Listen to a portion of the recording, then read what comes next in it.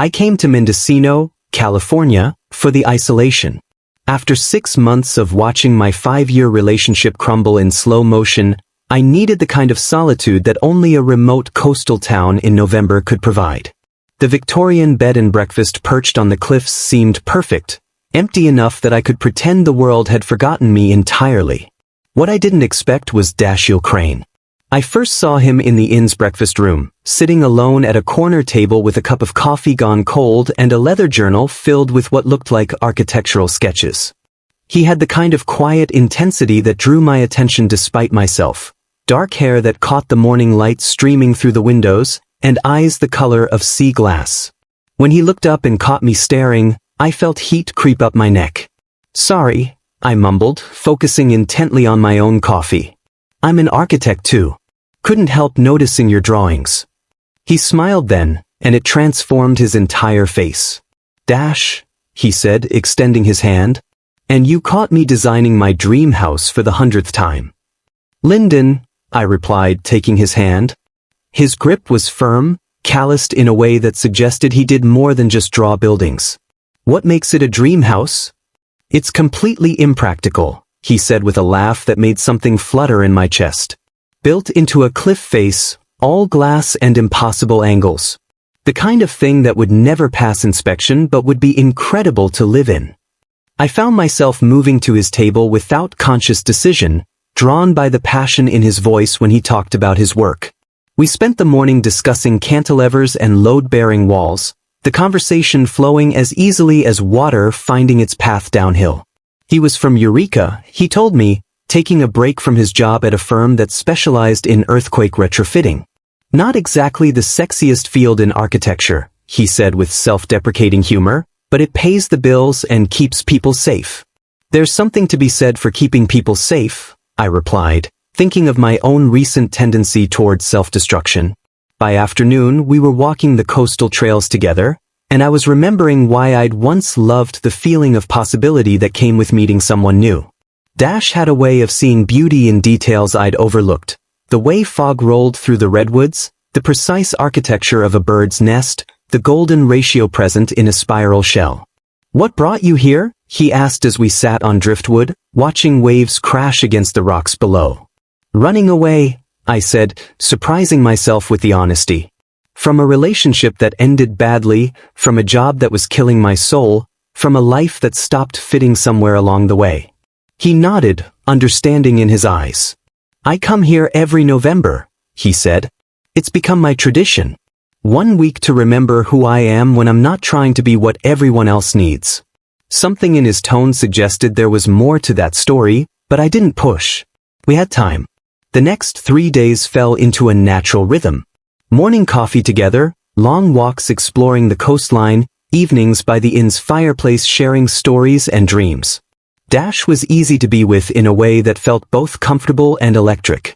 He told me about growing up in Humboldt County, about learning carpentry from his grandfather, about the houses he dreamed of building that would exist in harmony with their natural surroundings. I found myself sharing things I hadn't told anyone, about the creative projects I'd abandoned, about feeling lost in a career that had once excited me, about the loneliness that had been eating away at me long before my relationship ended. "You know what I think?" Dash said on our 4th evening together, as we sat on the inn's wraparound porch bundled in blankets against the November chill. "I think you're not running away from anything. I think you're running toward something, and you just haven't figured out what it is yet." The observation hit me with unexpected force. "What makes you say that?" "The way you light up when you talk about design challenges. The way you notice things, really notice them. You're not someone who's given up. You're someone who's looking for the right thing to care about again." I studied his profile in the moonlight, struck by how clearly he seemed to see me. "What about you? What are you running toward?" He was quiet for so long I thought he might not answer. Then, I used to think I knew. Had it all planned out. The career, the house, the person I'd share it all with. But life has a way of changing the blueprints. There was pain in his voice, old and carefully contained. I wanted to ask, but something in his posture warned me away from pressing. Instead, I reached over and took his hand. He turned to look at me, and the intensity in his eyes made my breath catch. For a moment, The space between us hummed with possibility. Then he lifted our joined hands and pressed a soft kiss to my knuckles. "This is dangerous," he said quietly. "What is this?" "Getting attached to something that has an expiration date." I knew he was right. In 3 days, I'd be returning to San Francisco and whatever came next. He'd go back to Eureka and his earthquake retrofitting. But sitting there with his hand warm in mine, watching the way moonlight painted silver paths across the water, I couldn't bring myself to care about expiration dates. "Maybe some things are worth the risk," I said. He squeezed my hand, and when he looked at me again, I saw my own reckless hope reflected in his eyes. The shift happened overnight. I woke on day 5 to find Dash waiting for me in the breakfast room with 2 travel mugs of coffee and a mischievous smile. "I have an idea," he said. "Trust me." An hour later, we were hiking through Montgomery Woods State Natural Reserve, surrounded by ancient redwoods that made us feel like insects in comparison. Dash led me off the main trail to a hidden grove where the trees formed a natural cathedral, their canopy so thick that the morning light filtered down in ethereal shafts. "How did you find this place?" I asked, my voice automatically hushed by the majesty around us. "My grandfather brought me here when I was 12, Dash said, settling onto a fallen log and pulling me down beside him. "He told me that some places hold magic, and you recognize them by the way they make you feel small and infinite at the same time." I understood exactly what he meant. In that grove, surrounded by trees that had been growing since before my country existed, I felt both utterly insignificant and completely connected to something larger than myself. "He sounds like he was special," I said. "He was the only one who understood me," Dash replied, his voice soft with memory. "When I told him I wanted to build houses that looked like they grew out of the ground instead of being imposed on it, he didn't laugh. He just said, 'Then you better learn how trees think.'" I turned to study his profile, struck by the reverence in his expression. "Is that what you're doing? Learning how trees think?" "Still working on it," he said with a smile. Then, more seriously, he died 2 years ago. Left me his workshop and all his tools. I keep meaning to do something with them, but I can't seem to. He trailed off, but I understood. Grief had its own timeline, its own logic. "Maybe you're not ready yet," I said. "Maybe when you are, you'll know." He looked at me then with such gratitude that I felt something crack open in my chest. Without thinking, I reached up and traced the line of his jaw with my fingertips. His eyes fluttered closed at the touch, and when he leaned into my palm, I felt the last of my careful boundaries dissolve. "Lyndon," he said, my name a question and a prayer. "I know," I whispered. "I know it's complicated." But when he kissed me, nothing felt complicated at all. It felt like coming home to a place I'd never been but had always been looking for. We spent the afternoon in that grove, talking and kissing and learning the geography of each other's hearts. By the time we hiked back to town, something fundamental had shifted between us. The careful distance we'd maintained was gone, replaced by a magnetic pull that made it hard to be more than touching distance apart. That night, when he walked me to my room, we both hesitated at the door. "I don't want to rush this," he said, his forehead resting against mine. "We're not rushing," I replied. "We're just being present." He smiled at that, and when he kissed me goodnight, it was with a promise that tomorrow would bring us even closer to whatever this was becoming. I woke on day 6 with Dash's arms around me. We'd fallen asleep on the small love seat in my room, fully clothed but completely entwined, after hours of talking and touching and discovering the 1,000 ways 2 people can be intimate without crossing certain lines. Morning light revealed the planes of his face in soft detail, and I allowed myself the luxury of studying him unobserved. There was a small scar above his left eyebrow, laugh lines that spoke of joy despite whatever sadness he carried, and hands that even in sleep seemed ready to create something beautiful. He stirred as I watched, his eyes opening slowly and focusing on my face with a smile that made my heart skip. "Good morning," he said, his voice rough with sleep.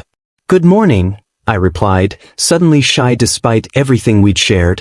We had breakfast at a small cafe overlooking the ocean, our knees touching under the small table, our conversation punctuated by touches and shared smiles. It felt domestic in a way that should have scared me but instead felt as natural as breathing. "I have something to show you," Dash said as we walked back toward the inn. "But I need to know if you're serious about this. About us. Because once I show you, there's no going back to pretending this is just a holiday fling." My heart hammered against my ribs. "Show me," I said. He led me to his room, which I'd never seen before. It was similar to mine but felt completely different. Warmer, more lived in, with sketches pinned to the walls and books stacked on every available surface. But what caught my attention was the easel set up by the window, holding a canvas that made my breath catch. It was a painting of me. Not a photograph-realistic portrait, but something deeper. Me as I looked when I thought no one was watching, caught in a moment of unguarded wonder. The technique was beautiful, but it was the emotion captured there that made my eyes sting. "You painted this?" I asked, my voice barely above a whisper. "I couldn't help myself," he said, suddenly uncertain. "You were sitting by the window that first morning, and the light was hitting your face just so, and I had to try to capture it." I turned to look at him, this man who saw me more clearly than I saw myself. "How long have you been painting?" "Since I was a kid.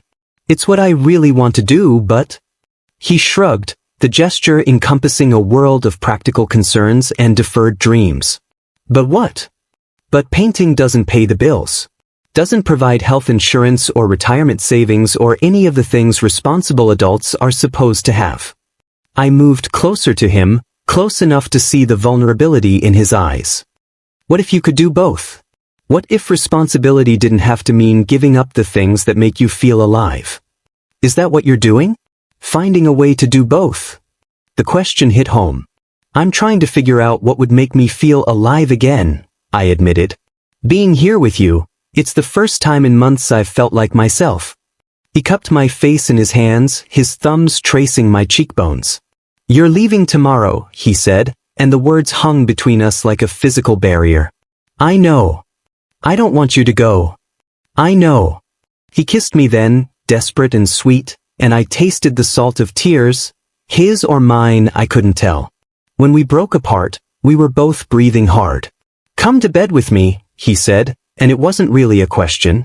I nodded, and he led me to the narrow bed, where we spent the afternoon mapping each other's bodies with reverent hands and whispered endearments. We made love slowly, carefully, as if we could make time stretch by paying attention to every sensation, every sigh, every moment of connection.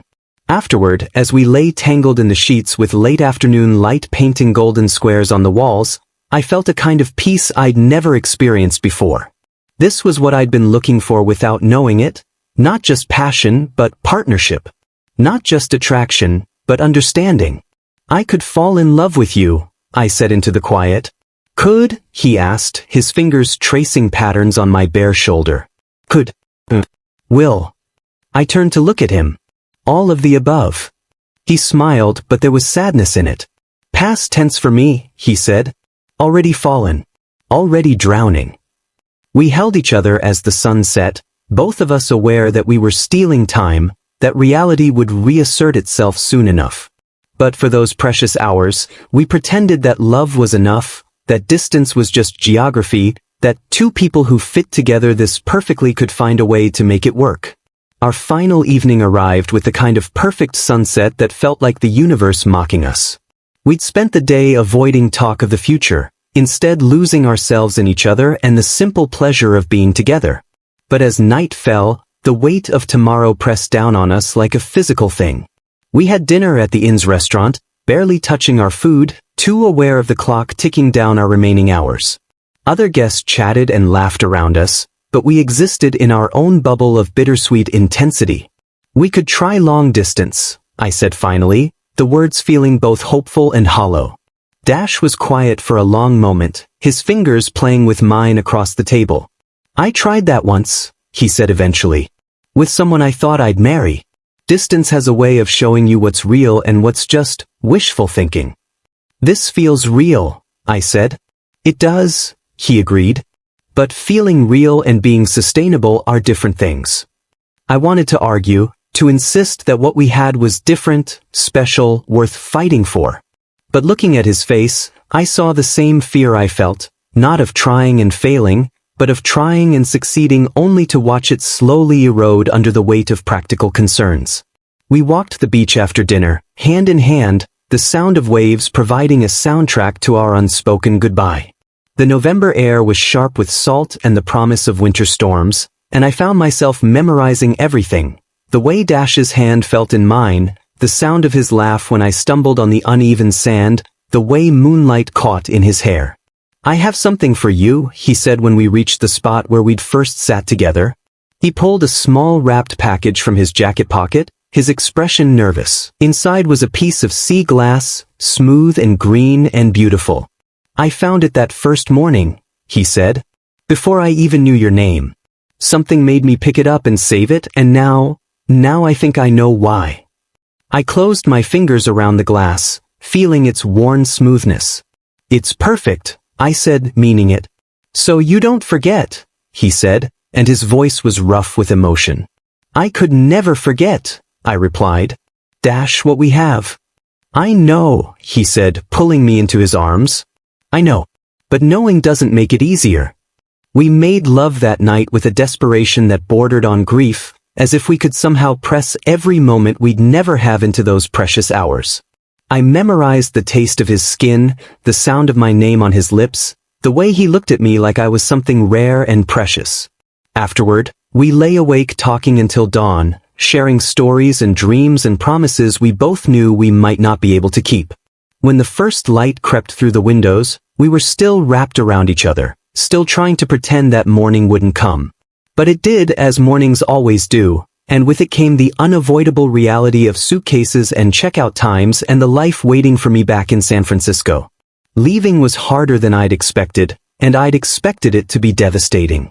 Dash insisted on driving me to the small regional airport, both of us quiet during the winding drive through redwood forests.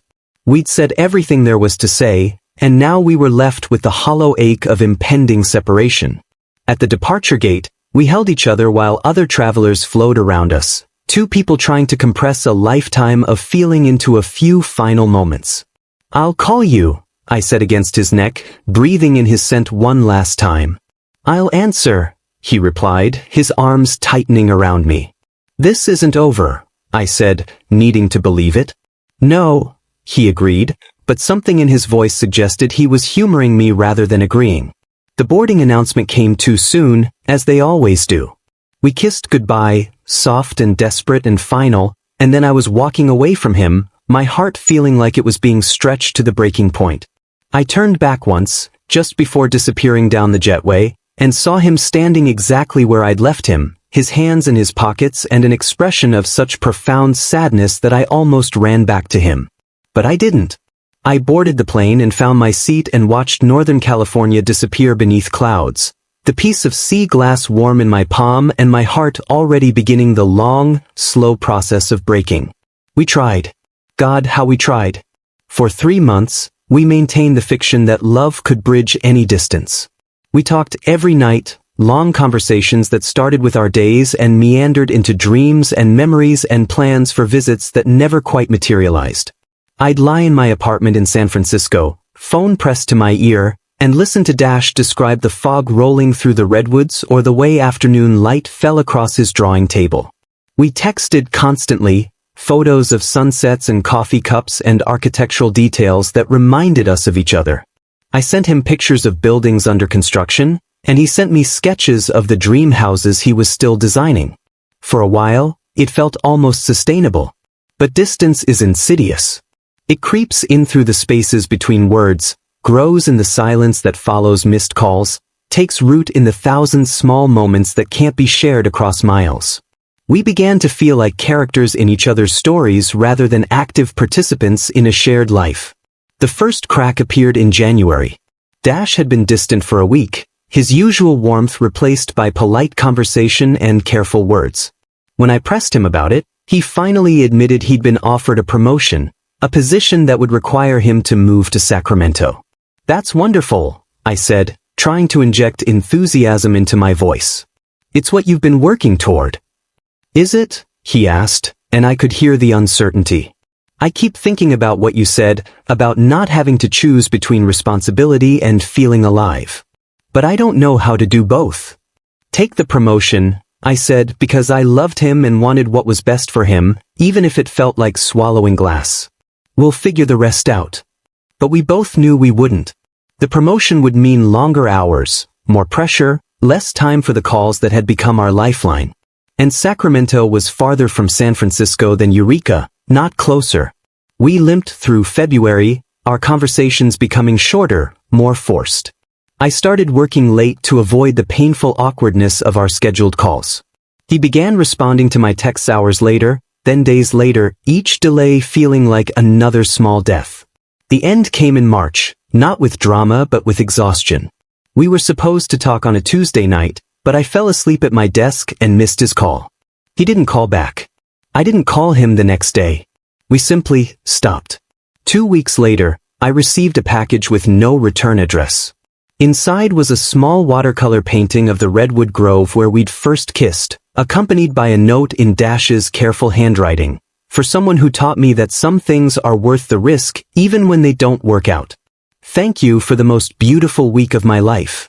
I cried then, finally and completely, mourning not just what we'd lost but what we'd never really had the chance to build. Now it's December, almost a year since I first met Dash, and I'm back in Mendocino. I told myself I came here for closure, to prove to myself that I'd moved on, that he was just a beautiful memory I could file away with other might-have-beens. But sitting in the same breakfast room where we first talked, I know I'm lying to myself. I came here hoping for magic, hoping that if I returned to the scene of our beginning, I might find some way to rewrite our ending. The inn looks exactly the same, but I feel like a different person. The raw grief has dulled to a persistent ache, the kind you learn to carry without thinking about it most days. I've thrown myself into work, taken on challenging projects, even started dating again in a half-hearted way. But nothing has filled the dash-shaped space in my heart. I walk the same coastal trails we explored together, visit the same hidden coves, even drive out to the redwood grove where he painted my portrait. The trees are unchanged, still holding their ancient secrets, still making me feel small and infinite simultaneously. But now they also make me feel profoundly alone. On my last evening, I find myself at the spot where we sat on that final night, the piece of sea glass still warm in my palm. I've carried it with me every day since leaving, a talisman of the most intense connection I've ever felt with another person. As I sit watching the sunset paint the sky in familiar shades of rose and gold, I let myself fully feel the weight of what I've lost. Not just Dash, though missing him is a constant ache, but the version of myself I was with him. The person who believed in possibility, who took risks, who loved without reservation. I pull out my phone and scroll to his contact information, my thumb hovering over his name. We haven't spoken since that final package arrived, but I know from mutual social media connections that he took the promotion, that he's building a successful career in Sacramento. There are photos of him at work events, looking professional and accomplished. He seems happy, or at least content. There are no photos of him with anyone special, but that doesn't mean anything. Some people don't put their personal lives on display. Some people move on without leaving digital breadcrumbs. I start to type a message several times, casual, friendly, testing the waters.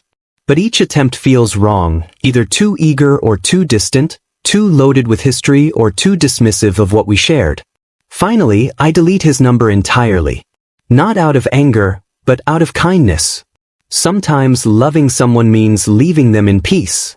The sun disappears into the ocean, taking the last of the light with it. I stand to leave, slipping the sea glass back into my pocket, when I hear footsteps on the path behind me.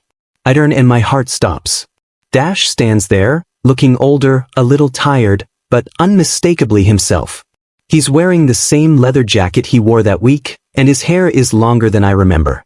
We stare at each other across the distance, two people caught in the amber of their own surprise. "Hi, Lyndon," he says, his voice exactly as I remember it.